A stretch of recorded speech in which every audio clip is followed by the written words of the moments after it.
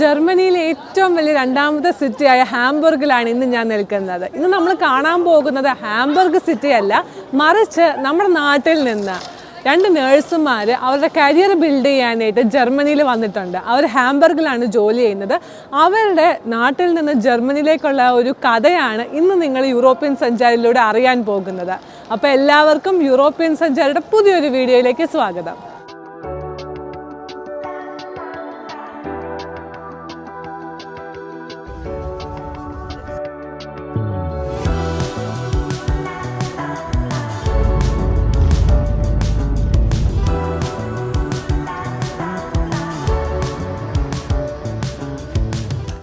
ടിൻറ്റു, കോട്ടയം കറകച്ചാലിൽ നിന്നാണ് ഞാൻ വരുന്നത്.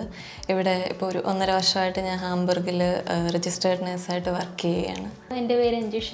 ഞാൻ ഒരു ഡൽഹി മലയാളിയാണ്, ഡൽഹി സെറ്റിൽഡ് ആയത്. ഇവിടെ ഇപ്പം 1.5 വർഷമായിട്ട് ഹാംബർഗിൽ രജിസ്റ്റേർഡ് നേഴ്സായിട്ട് ജോലി ചെയ്യുകയാണ്.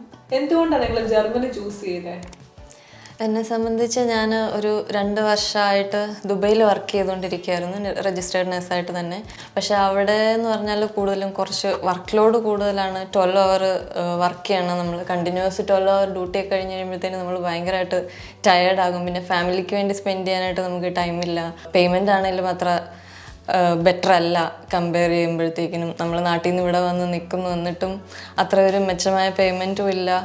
പിന്നെ കുറച്ച് മുമ്പോട്ട് നമുക്ക് പഠിക്കണമെന്നുണ്ടെങ്കിലും അതിനാണെങ്കിലും നമ്മൾ എക്സ്ട്രാ നമ്മൾ തന്നെ പേയ്മെൻറ്റ് ചെയ്യണം. നാട്ടിൽ ജോലി ചെയ്തുകൊണ്ടിരുന്നപ്പം ഭയങ്കര വർക്ക് ലോഡും ആയിരുന്നു, പിന്നെ സാലറിയും കുറവായിരുന്നു. അപ്പോൾ തന്നെ ഞാനൊരു തീരുമാനം എടുത്തായിരുന്നു, എനിക്കിനി ഇന്ത്യ ജോലി ചെയ്യേണ്ട, പുറത്ത് അബ്രോഡ് എവിടെയെങ്കിലും നോക്കണമെന്ന്.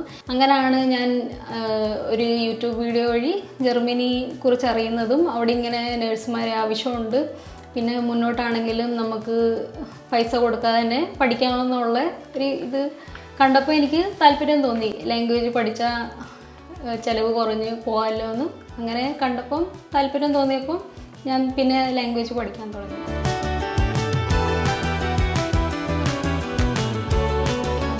ഞാൻ B1 ഒക്കെ ആയ സമയത്താണ് കുറച്ചുകൂടെ ചിന്തിക്കാൻ തുടങ്ങിയത് ഏത് ഏജൻസി വഴി നമുക്ക് പോകാം എന്നുള്ളത്. കാരണം അതുവരെ കുറച്ചൊന്ന് ആയിട്ട് മുമ്പോട്ട് പോകാം എന്ന് വിചാരിച്ചിരിക്കുകയായിരുന്നു. ഞാൻ പഠിക്കുന്ന ഒരു ഇൻസ്റ്റിറ്റ്യൂട്ട് വഴി തന്നെ നമ്മൾ റിക്രൂട്ട് ചെയ്യുന്നുണ്ടായിരുന്നു. പക്ഷേ അവിടെ കുറച്ചുകൂടെ പേയ്മെൻറ്റ്സ് ഒരു 3 lakh ഒക്കെ ആകും എന്ന് പറഞ്ഞുകൊണ്ട് അത് അപ്പം തന്നെ ഞാൻ സ്റ്റോപ്പ് ചെയ്തായിരുന്നു. അവിടുന്ന് പോകണ്ട എന്ന് തീരുമാനിച്ചായിരുന്നു.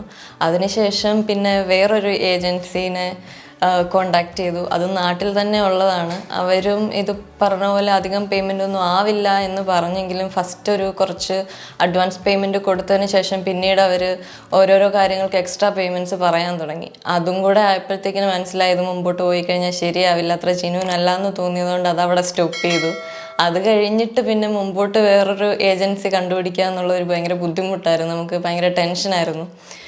ഇനി മുമ്പോട്ടും ഇതുപോലെ ചതിക്കപ്പെടുമോ എന്നുള്ളൊരു ടെൻഷൻ ഉള്ളത് കൊണ്ട് ഇങ്ങനെ കുറച്ചൊന്ന് ബാക്കിലേക്ക് വലിഞ്ഞായിരുന്നു. അങ്ങനെ ഇരിക്കുമ്പോഴാണ് എൻ്റെ ഒരു ഹസ്ബൻഡിൻ്റെ ഫ്രണ്ട് വഴി ബോണ്ടിങ് ബി എന്ന് പറഞ്ഞിട്ടുള്ള ഒരു ഏജൻസിയെ പറ്റി അറിയുന്നത്. അപ്പം അത് ആദ്യം കേട്ടപ്പോഴത്തേക്കിനും അത്ര വലിയ കാര്യമായിട്ട് തോന്നിയില്ല. പിന്നെ ഞാൻ ഇരുന്ന് യൂട്യൂബിൽ വീഡിയോസും കാര്യങ്ങളൊക്കെ അവരുടെ ഇത് കണ്ടു. അത് കഴിഞ്ഞപ്പോഴത്തേക്കിന് ഡയറക്റ്റ് ഒന്ന് കോണ്ടാക്ട് ചെയ്യാമെന്ന് വിചാരിച്ചിട്ട് ഞാൻ ദുബൈയിൽ വെച്ച് തന്നെയാണ് അവരെ വിളിച്ച് സംസാരിച്ചത്. ഫസ്റ്റ് ഹസ്ബൻഡാണ് വിളിച്ചത്. സംസാരിച്ച് കഴിഞ്ഞപ്പോൾ ഹസ്ബൻഡ് പറഞ്ഞു കുറച്ച് ജെന്യൂനാന്ന് തോന്നുന്നു, അത്യാവശ്യം നല്ല രീതിയിൽ ഒരു 1 hour സംസാരിച്ച്. അവരുടെ ഒരു ടീം മെമ്പറായിരുന്നു, വൈശാഖ് എന്ന് പറഞ്ഞിട്ട് മലയാളിയാണ്. അപ്പം പുള്ളിക്കാരനായിട്ട് സംസാരിച്ച് കഴിഞ്ഞപ്പോൾ എല്ലാ കാര്യങ്ങളും പുള്ളി എക്സ്പ്ലെയിൻ ചെയ്ത് തന്നു.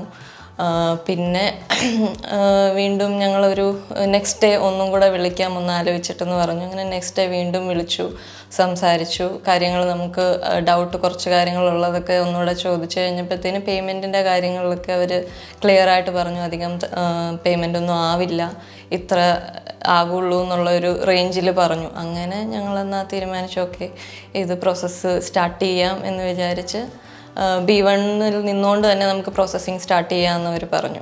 അപ്പോൾ അങ്ങനെ പ്രോസസ്സിങ് അവിടെ സ്റ്റാർട്ട് ചെയ്യുമായിരുന്നു. ഞാൻ B1 എക്സാം കഴിഞ്ഞായിരുന്നു ചിന്തിക്കാൻ തുടങ്ങിയത് ജർമ്മനിലേക്ക് എങ്ങനെയാണ് പോകണ്ടേ. ആ സമയത്താണ് ലക്ഷ്മിയുടെ വീഡിയോ എൻ്റെ പപ്പ കാണുന്നത്. അങ്ങനെ പപ്പ എനിക്ക് ആ വീഡിയോ അയച്ചു തന്നു. അത് കഴിഞ്ഞിട്ട് ഞാൻ വൈശാഖ് സാറിനെ ഡയറക്റ്റ് കോണ്ടാക്ട് ചെയ്തു. എന്നിട്ട് സാറിനോട് ഒരു 1-to-1 മീറ്റിംഗ് വെച്ച് എൻ്റെ ഡൗട്ടുകൾ ഇങ്ങനെ ചോദിച്ചു ഫീസ് എത്ര ആകും. അപ്പം സാറ് പറഞ്ഞ് റിക്രൂട്ട്മെൻറ്റ് ഫീസൊന്നും ഇല്ലെന്ന് പറഞ്ഞപ്പോഴാണ് പിന്നെ ഞാൻ തീരുമാനിച്ച ഓക്കെ എന്നാൽ പിന്നെ ബോണ്ടിങ് ബി ആയിട്ട് മുന്നോട്ട് പോകാം.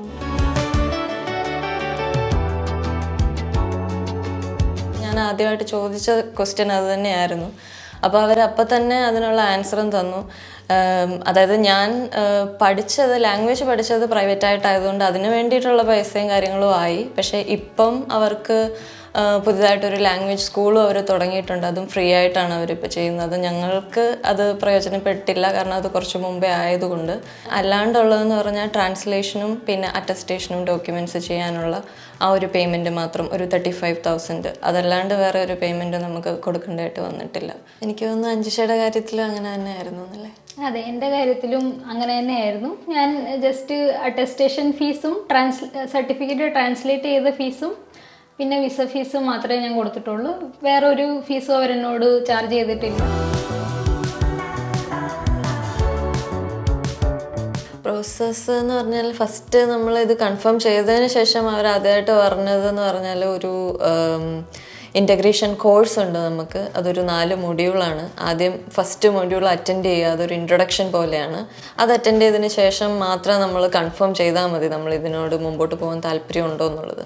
അങ്ങനെ ഫസ്റ്റ് ആ ഒരു ഇൻട്രൊഡക്ഷൻ മൊഡ്യൂൾ അറ്റൻഡ് ചെയ്തു. അതിനകത്ത് തന്നെ നമുക്ക് ഏകദേശം കാര്യങ്ങളൊക്കെ ക്ലാരിഫൈ ചെയ്ത് തന്നിട്ടുണ്ടായിരുന്നു. ഇനി മുമ്പോട്ട് എങ്ങനെയായിരിക്കും പ്രോസസ്സിങ്. അതുപോലെ തന്നെ അവരിങ്ങോട്ട് നമ്മളോട് ചോദിക്കുന്നുണ്ടായിരുന്നു, നമുക്ക് എംപ്ലോയറിനെ കണ്ടുപിടിച്ച് തരുമ്പോഴും നമുക്ക് ഹോസ്പിറ്റലിൽ വർക്ക് ചെയ്യാനാണ് ഇവിടുത്തെ കാര്യം എന്ന് പറഞ്ഞിട്ടുണ്ടെങ്കിൽ കുറച്ച് ഓപ്ഷൻസ് ഉണ്ട്. ഫ്ലീഗെ ഹൈമുണ്ട്, അതുപോലെ തന്നെ ഹോസ്പിറ്റലുണ്ട്. അങ്ങനെയുള്ള കാര്യങ്ങൾ നമുക്ക് ഏതാണോ താല്പര്യമുള്ളത് അതനുസരിച്ച് അവർക്ക് സെർച്ച് ചെയ്യാൻ വേണ്ടിയിട്ട് അവർ അത് ചോദിക്കുന്നുണ്ടായിരുന്നു. അതുപോലെ തന്നെ കുറച്ച് വില്ലേജ് ഏരിയ വേണോ, ടൗൺ ഏരിയ വേണോ, അതൊക്കെ നമ്മളോട് ചോദിച്ചതിന് ശേഷം മാത്രമാണ് അവർ എംപ്ലോയറിനെ ചൂസ് ചെയ്തത്. എംപ്ലോയറിനെ ചൂസ് ചെയ്തതിന് ശേഷം പിന്നെ നെക്സ്റ്റ് സ്റ്റെപ്പ് എന്ന് പറയുന്നത് ഇൻ്റർവ്യൂ ഷെഡ്യൂൾ ചെയ്യുമായിരുന്നു. ഇൻ്റർവ്യൂ എന്ന് പറഞ്ഞപ്പോൾ ഞങ്ങൾക്ക് ആദ്യം സ്വാഭാവികമായിട്ട് കുറച്ച് ഡൗട്ട് ഉണ്ടായിരുന്നു. എങ്ങനെയായിരിക്കും ക്വസ്റ്റ്യൻസ് അവർ ചോദിക്കുന്നത്, ഞങ്ങൾക്ക് ക്ലിയർ ആയിട്ട് അത് മനസ്സിലാക്കുമോ? കാരണം നമ്മുടെ ലാംഗ്വേജ് ആ ടൈമിൽ അത്രയും ഫ്ലുവൻ്റ് അല്ല. ആ ടൈമിൽ ബോണ്ടിങ് ബി അവരുടെ CEO സ്റ്റെഫാനി മാമായിട്ട് ഒരു ഇൻ്റർവ്യൂ വെച്ചു. ഇൻ്റർവ്യൂ പോലെ ഒരു ട്രയൽ പോലെ നടത്തി. അപ്പം മാം ഞങ്ങളോട് പറഞ്ഞു വന്ന് എങ്ങനെയൊക്കെ ആയിരിക്കും ക്വസ്റ്റ്യൻസ് വരുന്നത്, എങ്ങനെയൊക്കെയാണ് നമ്മൾ സെൽഫ് ഇൻട്രൊഡക്ഷൻ ചെയ്യേണ്ടതെന്ന് പറഞ്ഞു. അപ്പം നമ്മൾ കുറച്ചൊരു കോൺഫിഡൻ്റ് ആയി. പിന്നെ നെക്സ്റ്റ് അവർ ഇൻ്റർവ്യൂ ഷെഡ്യൂൾ ചെയ്ത് ആ ടൈമിലും സ്റ്റെഫാനി മാം നമ്മുടെ കൂടെ ഉണ്ടായിരുന്നു, എംപ്ലോയറും ഉണ്ടായിരുന്നു ഹോസ്പിറ്റലിൽ. രണ്ടുപേരും ഒരുമിച്ചായിരുന്നു. ആ ടൈമിൽ നമുക്ക് പല കാര്യവും ഈ പറഞ്ഞ പോലെ ലാംഗ്വേജ് പ്രോബ്ലം കാരണം നമുക്ക് മനസ്സിലായില്ല. അപ്പം സ്റ്റെഫാനി മാം ഞങ്ങൾക്കത് ഇംഗ്ലീഷിൽ ട്രാൻസ്ലേറ്റ് ചെയ്ത് തന്നു. പിന്നെ ഞങ്ങൾക്ക് മനസ്സിലായപ്പം പിന്നെ ഞങ്ങൾ തിരിച്ച് ജർമ്മനിലോട്ട് എംപ്ലോയറിന് ആൻസർ കൊടുക്കുമായിരുന്നു. ഇൻ്റർവ്യൂ കഴിഞ്ഞ് പിറ്റേ ദിവസം തന്നെ ഞങ്ങൾക്ക് ഹോസ്പിറ്റലിൽ നിന്ന് സ്റ്റെഫാനി മാമിന് ഒരു മെയിൽ കിട്ടി. അവർ ഞങ്ങൾക്കത് ഫോർവേഡ് ചെയ്തു, ഞങ്ങൾ ഇൻ്റർവ്യൂ സെലക്ട് ആയെന്നുള്ളത്. പിന്നെ ഒരു 1 വീക്ക് കഴിഞ്ഞ് ഞങ്ങൾക്ക് ഞങ്ങളുടെ ജോബ് കോൺട്രാക്റ്റ് കിട്ടി. ഇൻ്റർവ്യൂ ഒക്കെ പറഞ്ഞ സമയത്ത് തന്നെ അവരെല്ലാം ചെയ്തപ്പോൾ തന്നെ ഞങ്ങൾക്കൊരു വിശ്വാസം തോന്നി, ഓക്കെ ജെന്യൂനാണ്, പറയുന്ന കാര്യം നല്ല ട്രാൻസ്പെറൻ്റ് ആണ്. അതുപോലെ തന്നെ എനിക്കാണ് ഇവരുടെ ഒരു വെൽക്കം മീറ്റിംഗ് എന്ന് പറഞ്ഞിട്ടൊരു സംഭവം ഉണ്ടായിരുന്നു. അത് ഇവരുടെ എറണാകുളത്തുള്ള ഓഫീസിൽ നമ്മുടെ ഇവിടുന്ന് ജർമ്മനിയിൽ നിന്ന് തന്നെ ഇവിടുത്തെ CEO ആൾക്കാർ അവിടെ വന്നിട്ട് നമ്മളെ ഡയറക്റ്റ് മീറ്റ് ചെയ്യുന്ന ഒരു മീറ്റിംഗ് ഉണ്ടായിരുന്നു. അപ്പോൾ അവിടെ വെച്ചും നമ്മൾ ഓൾറെഡി ഈ ഗ്രൂപ്പിലുള്ള ആൾക്കാരെ, ഓൾറെഡി കോണ്ടാക്റ്റിലുള്ള ആൾക്കാരെ നേരിട്ട് കാണാനും, അതുപോലെ തന്നെ ഈ പറഞ്ഞ അനബൽ എന്ന് പറഞ്ഞ ആളെ നേരിട്ട് കണ്ട് സംസാരിക്കാനും, ഫാമിലി ആയിട്ടാണ് നമ്മൾ പോയത്. ഹസ്ബൻഡും ഉണ്ടായിരുന്നു, അവർക്കും നേരിട്ട് അവരോട് സംസാരിക്കാനും ഒക്കെയുള്ള ഒരു ഓപ്ഷൻ ഉണ്ടായിരുന്നു. അപ്പം അതും കൂടെ ആയപ്പോൾ അവർക്ക് ഈ നിങ്ങൾ നേരത്തെ വീഡിയോ എടുത്തിട്ടുള്ള ഫ്രൻസി എന്ന് പറഞ്ഞ ആളെയൊക്കെ ഞാൻ നേരിട്ട് അവിടെ വെച്ചാൽ കണ്ടു, ഫ്രൻസി ജോമോൾ എന്നൊക്കെ പറഞ്ഞിട്ട്. അപ്പോൾ അവർക്കൊക്കെ ഓൾറെഡി വിസ കയ്യിൽ കിട്ടി പോകാൻ റെഡിയായിരിക്കുന്ന സമയമായിരുന്നു. അപ്പോൾ അവരുമായിട്ടും കൂടുതൽ സംസാരിക്കുകയൊക്കെ ചെയ്ത് കഴിഞ്ഞപ്പോഴത്തേന് കുറച്ചുകൂടെ കോൺഫിഡൻ്റ് ആയിരുന്നു. എനിക്ക് എനിക്ക് ചിലവെന്ന് പറഞ്ഞാൽ ഫസ്റ്റ് നമ്മൾ നമ്മുടെ സർട്ടിഫിക്കറ്റ് അറ്റസ്റ്റ് ചെയ്യണം. അതൊരു VFS ഓഫീസിൽ പോയി നമ്മളവിടെ അറ്റസ്റ്റ് ചെയ്തിട്ട് ഇവിടെ അയച്ചു കൊടുക്കണമായിരുന്നു. അതിന് എനിക്ക് ഫസ്റ്റ് 45,000 ആയി. അത് കഴിഞ്ഞ് ഞാൻ ഇവിടെ അയച്ചു കൊടുത്ത് ഇവിടെ അവർ അത് റിക്കഗ്നൈസ് ചെയ്ത് നമ്മുടെ നാട്ടിലെ ഡിഗ്രി, നമ്മൾ പഠിച്ച ഡിഗ്രിയും ഇവിടുത്തെ ഹൗസ് ബിൽഡിങ്ങുമായിട്ട് അവരത് കമ്പയർ ചെയ്യും. കമ്പയർ ചെയ്തിട്ടാണ് മുന്നോട്ടുള്ള പ്രോസസ്സ് നടക്കുന്നത്. അത് കഴിഞ്ഞിട്ട് കമ്പയർ ചെയ്തിട്ട് ഇൻ്റർവ്യൂ ഒക്കെ കഴിഞ്ഞ് അവർ അത് ട്രാൻസ്ലേറ്റ് ചെയ്യണമെന്ന് പറഞ്ഞു. അതിന് ജർമ്മൻ ലാംഗ്വേജിലേക്ക് നമ്മുടെ ടെസ്റ്റഡ് എല്ലാം ട്രാൻസ്ലേറ്റ് ചെയ്യണം. അതിന് ഒരു 35,000 ട്രാൻസ്ലേഷനായി. അത് കഴിഞ്ഞിട്ട് ഞാൻ കൊടുത്ത ഫീസ് എന്ന് പറഞ്ഞാൽ വിസയ്ക്കുള്ള ഒരു 10,000 മണി വിസയ്ക്ക് കൊടുത്തു. ടോട്ടൽ എൻ്റെ കയ്യിൽ നിന്ന് ചിലവായത് 85,000 ആണ്. എൻ്റെ കേസിൽ അറ്റസ്റ്റേഷന് എനിക്ക് തോന്നുന്നു ഡൽഹിയിൽ കുറച്ചുകൂടെ പേയ്മെൻറ്റ് കൂടുതലാണെന്ന് തോന്നുന്നു. നാട്ടിൽ ഞാൻ ട്രിവാൻഡ്രത്താണ് ചെയ്തത്. അവിടെ ഒരു 32,000 ആയിട്ടുള്ളൂ നമുക്ക് അതിന് വേണ്ടിയിട്ട്. പിന്നെ അത് കഴിഞ്ഞിട്ട് നമ്മളത് അയച്ചു കൊടുക്കുമായിരുന്നു. ട്രാൻസ്ലേഷൻ്റേത് മാത്രമാണ് 35,000 നമ്മൾ ബോണ്ടിങ് ബിയിൽ അയച്ചു കൊടുത്ത് അവർ ചെയ്യുമായിരുന്നു. പിന്നെ വിസയ്ക്കുള്ള 10,000 എക്സ്ട്രാ. ഫ്ലൈ ചെയ്യാൻ ഞങ്ങൾ പേയ്മെൻ്റ് ഒന്നും കൊടുത്തിട്ടില്ല. ഞങ്ങൾക്ക് ഫ്രീ ഓഫ് കോസ്റ്റ് ആയിരുന്നു ഫ്ലൈ. അതുപോലെ തന്നെ നമ്മളിവിടെ വന്നു കഴിഞ്ഞപ്പോഴത്തേക്കിനാണെങ്കിലും ഫസ്റ്റ് ഒരു വെൽക്കം മണിയായിട്ടൊരു 500 യൂറോസ് നമുക്ക് ബോണ്ടിങ് ബിയിൽ നിന്ന് തന്നെ നമുക്ക് തന്നിട്ടുണ്ടായിരുന്നു. അത് ഭയങ്കര ഒരു ഹെൽപ്ഫുള്ളായിരുന്നു കുറച്ച്. കാരണം നമ്മളത് തിരിച്ചു കൊടുക്കേണ്ട ആവശ്യമില്ല, നമ്മുടെ ഒരു ഗിഫ്റ്റ് പോലെ അവർ തന്ന ഒരു സംഭവമായിരുന്നു. അത് ഭയങ്കര ഞങ്ങൾ ഹാപ്പി ആയിരുന്നു അതിൽ.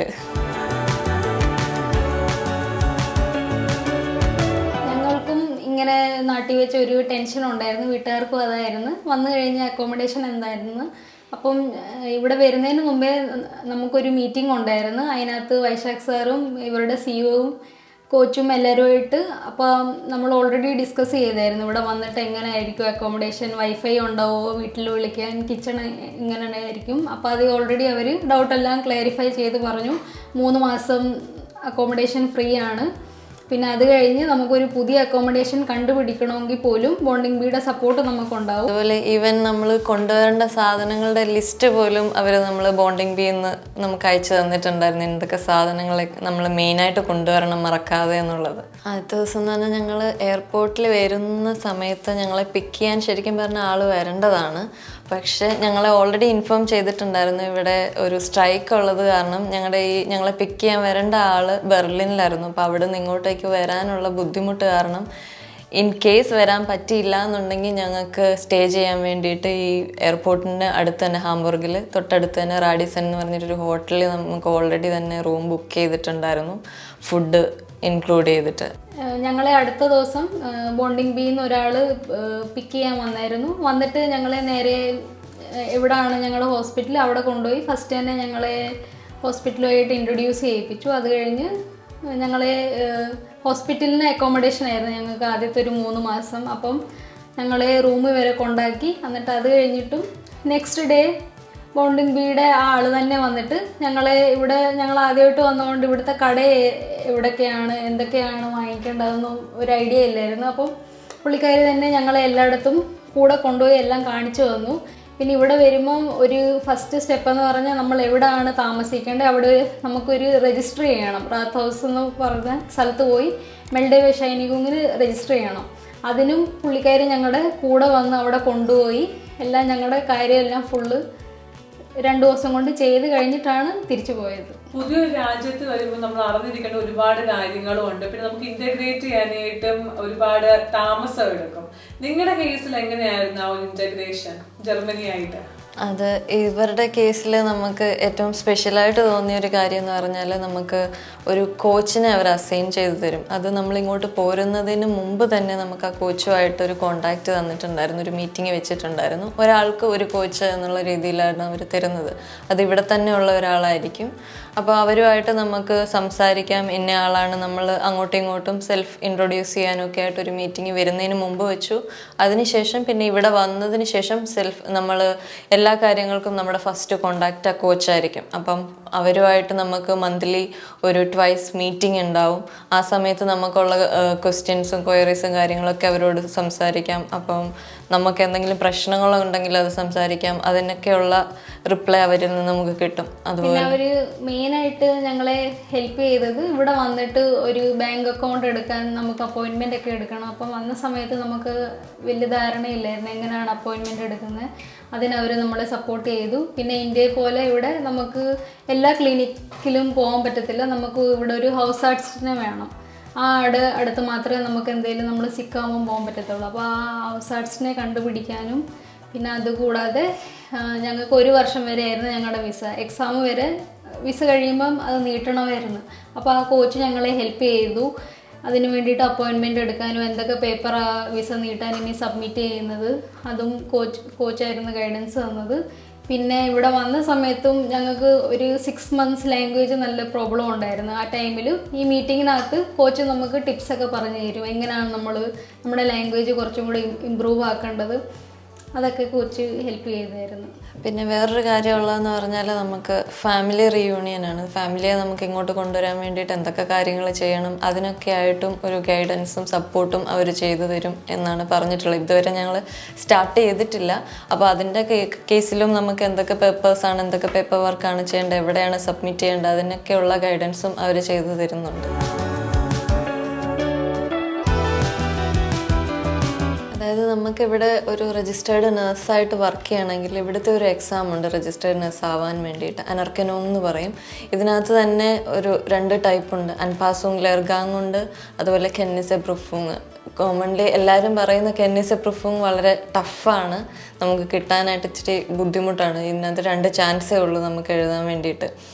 അപ്പം അങ്ങനെ വന്നപ്പം ഞങ്ങളും പ്രിഫർ ചെയ്ത് അൻപാസുങ് ലെർഗാങ് ആയിരുന്നു. പക്ഷേ ഞങ്ങൾ വരുന്ന സമയത്ത് അൻപാസുങ് ലെർഗാങ് ആ സമയത്ത് ഓഫർ ചെയ്യുന്നില്ലായിരുന്നു. അതുകൊണ്ട് ഞങ്ങൾക്ക് കെന്നിസെ തന്നെ എടുക്കേണ്ടി വന്നു.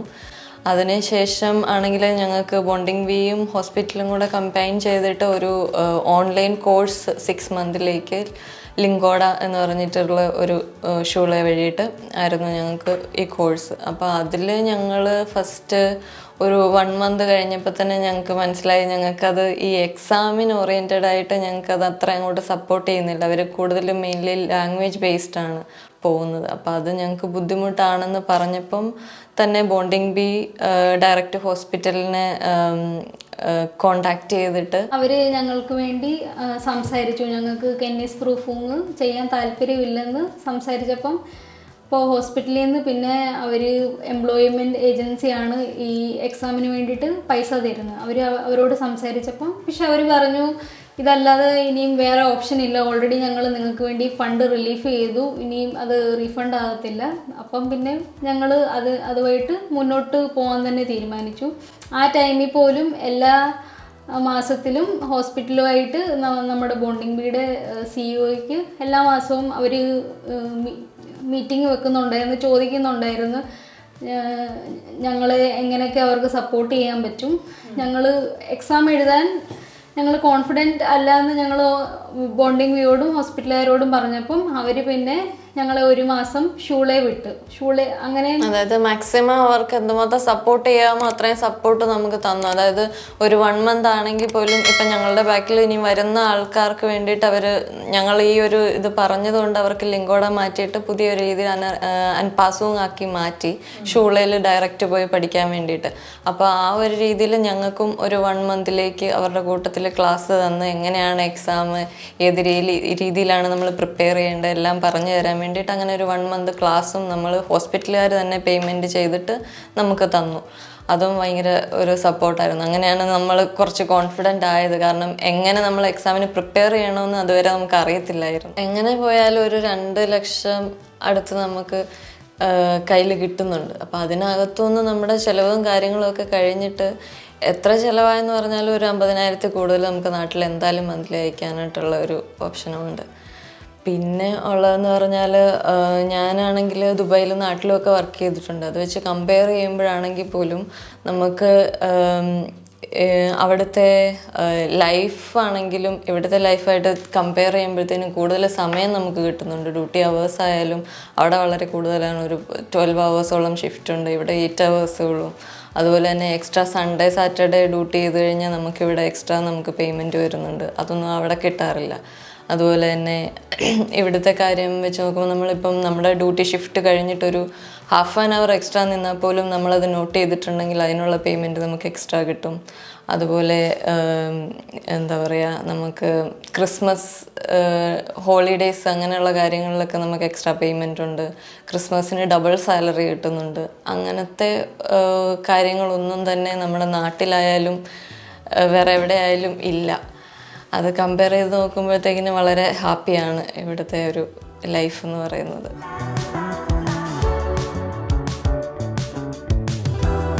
തീർച്ചയായിട്ടും ഞങ്ങൾ വളരെ ഹാപ്പിയാണ് ഇവിടെ വന്നതിന് ശേഷം. നാട്ടിലുള്ള പോലെ അധികം വർക്ക് ഓവർലോഡ് നമുക്കില്ല ഇവിടെ.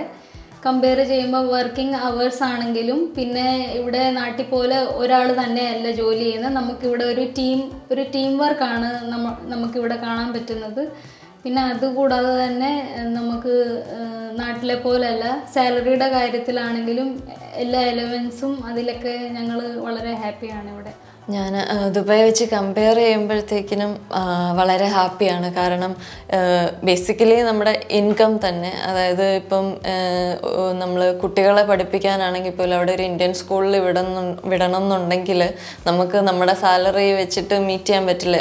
എന്തായാലും നമ്മൾ ഇപ്പം ഹസ്ബൻഡും വൈഫും ഉണ്ടെങ്കിൽ രണ്ടുപേരും ജോലി ചെയ്താൽ മാത്രമേ നമുക്ക് ഒരാളുടെ സാലറി കൊണ്ട് നമ്മൾ അവിടുത്തെ എന്താ പറയുക അലവൻസ് കാര്യങ്ങളെല്ലാം മീറ്റ് ചെയ്യുക, ഒരാളുടെ സാലറി ബാക്കി കാര്യങ്ങൾക്ക്. അപ്പം കുട്ടികളെ പഠിക്കാൻ വിട്ട് കഴിഞ്ഞിട്ടുണ്ടെങ്കിൽ പിന്നെ നമുക്ക് അതിനകത്ത് പിന്നെ നമുക്ക് സേവ് ചെയ്യാനൊന്നും ഉണ്ടാകത്തില്ല ഇന്ത്യൻ സ്കൂളിലൊക്കെ വിടുകയാണ്. അത് കമ്പയർ ചെയ്ത് ഇവിടെ നോക്കുമ്പോഴത്തേക്കിനും നമുക്ക് ഫ്രീ ഓഫ് കോസ്റ്റ് ആയിട്ട് കുട്ടികളെ പഠിപ്പിക്കാൻ പറ്റും. അതൊരു വലിയ കാര്യം തന്നെയാണ്. ഇപ്പോൾ നാട്ടിൽ നിന്ന് ജർമ്മനിയിലേക്ക് വരാനായിട്ടിരിക്കുന്ന നഴ്സസിന് ഒരു നല്ല ബെസ്റ്റ് ഓപ്ഷൻ തന്നെയാണ് ഈ ബോണ്ടിങ് ബി എന്ന് പറഞ്ഞത്. കാരണം എൻ്റെ പല ഫ്രണ്ട്സും ഇവിടെ ജർമ്മനിയിൽ തന്നെയുണ്ട്. അപ്പോൾ അവരൊക്കെ വന്നത് വേറെ പല ഏജൻസികൾ വഴിയിട്ടാണ് വന്നിട്ടുള്ളത്. അപ്പോൾ അവർക്കൊന്നും കിട്ടാത്ത ഒരു സപ്പോർട്ട് നമുക്ക് ഇവർ തരുന്നുണ്ട്. കാരണം അവരെ സംബന്ധിച്ച് അവരിവിടെ വന്നു കഴിഞ്ഞാൽ പിന്നെ ആ ഏജൻസിയായിട്ട് യാതൊരു കോണ്ടാക്റ്റും ഇല്ല.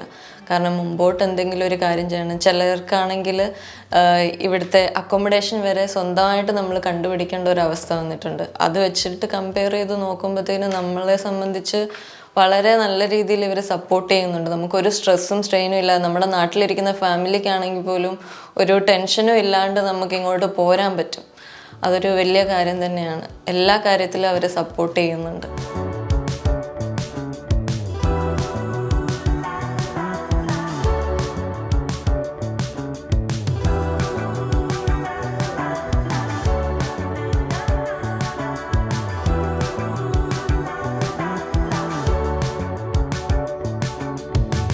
അവരെ കോൺടാക്റ്റ് ചെയ്യാനായിട്ടുള്ള ഡീറ്റെയിൽസ് ഡിസ്ക്രിപ്ഷൻ ബോക്സിൽ കൊടുത്തിട്ടുണ്ട്. അപ്പോൾ ഈ വീഡിയോ നിങ്ങൾക്ക് എല്ലാവർക്കും ഉപകാരപ്പെട്ടെന്ന് വിചാരിക്കുന്നു. അതുപോലെ വീഡിയോ ഇഷ്ടമായെങ്കിൽ തീർച്ചയായിട്ടും വീഡിയോ ലൈക്ക് ചെയ്യുക. നിങ്ങളുടെ അഭിപ്രായങ്ങൾ കമൻസിലൂടെ പറയുക. പിന്നെ ഞങ്ങളുടെ വീഡിയോസ് എല്ലാം ഇഷ്ടമാവുന്നുണ്ടെങ്കിൽ ചാനൽ സബ്സ്ക്രൈബ് ചെയ്യാതെ പോകരുത്. അടുത്ത വീഡിയോയിൽ കാണാം. അതും എല്ലാവർക്കും ടേക്ക് കെയർ. Bye bye.